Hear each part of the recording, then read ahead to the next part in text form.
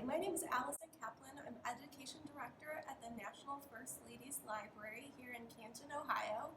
And today, in honor of First Lady, Lady Bird Johnson, we're going to make some seed balls to celebrate spring. And hopefully, if you have some of these supplies at home, you can do this along with us. It's actually pretty easy. All you need is a blender, paper, water, and seeds. Once school lets back in and the libraries are open up, you can even go to your local library and find out if they have a seed library and borrow seeds from them. But we have some wildflower seeds in honor of Lady Bird that we're going to use today, and our seed balls are going to turn out like this. So if you're interested, get your parents together, have them work with you to gather up the supplies, and then we will get started. If you're like me, you have a lot of papers at home. I have a lot of worksheets, I have a lot of bills that I paid, and I love to tear them up. It's really fun to give kids paper and have them tear it up. If you have a shredder at home, it's even more fun to play with a shredder if you have an adult help. But here we're gonna play with color too. So one of the fun things we can talk about when we shred up our paper is if we combine blue and yellow and put it in our blender, what color do you think it's gonna make? It's probably gonna make green, right? That's really cool. So all you need is about 3 pieces of paper that you've shredded up. And you can see my paper right here. And what color did I use here? This is red paper. So I took red paper and I took 2 cups of water and put it in my smoothie blender. You can use any type of blender. If you have an old blender and you're thinking of investing in a new one, it can kind of gunk up the blender, so it's really important to clean it right away.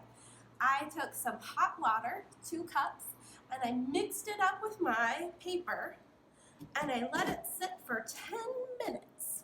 So now I'm gonna turn on my blender and get things started here. Okay, so our blender's all ready to go. Let's get ready and make some paper pulp.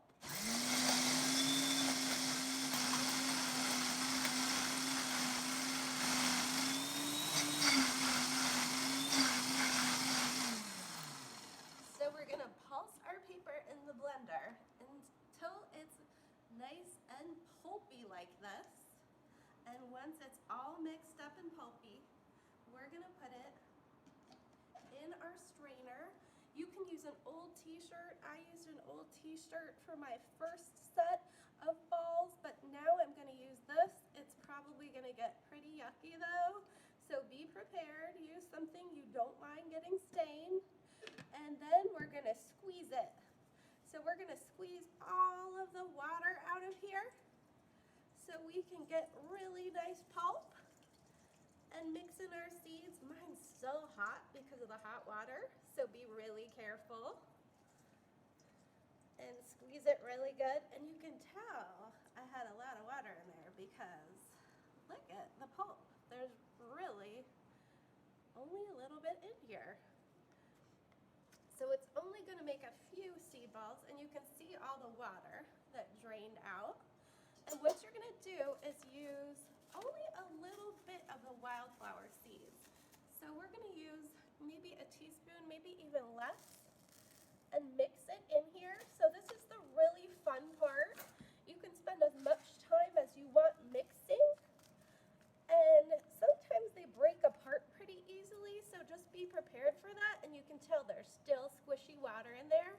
If you have a silicone muffin tin that's a cool shape or something, you can always use that, or an ice cube tray. We have these really cool egg cartons, so you can form it into balls yourself, or you can shape it into something. I've even seen people use cookie cutters to make really cool shapes. So you're gonna make sure your seeds get in there really good, and you're gonna work it into a ball, and then you're gonna leave it to dry overnight. And then your seed balls are ready to go. So you can make a rainbow of colors if you want, and then these actually need to be planted in the ground. So we're gonna do a different kind of seed bomb later with clay that you can actually leave anywhere. But these ones are fun. They're fun to give as gifts,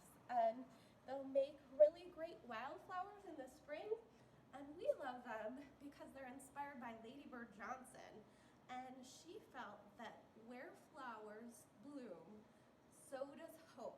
So she helped pass the Highway Beautification Act and made sure that there were flowers on the sides of highways, that spaces were cleaned up, and this was almost all a precursor to Earth Day. So she really helped us think about the way we treat the earth and care for the earth in a new way really early on. So we always kind of think of her as the environmentalist First Lady. So we want to thank Lady Bird by planting our wildflower seeds in the spring.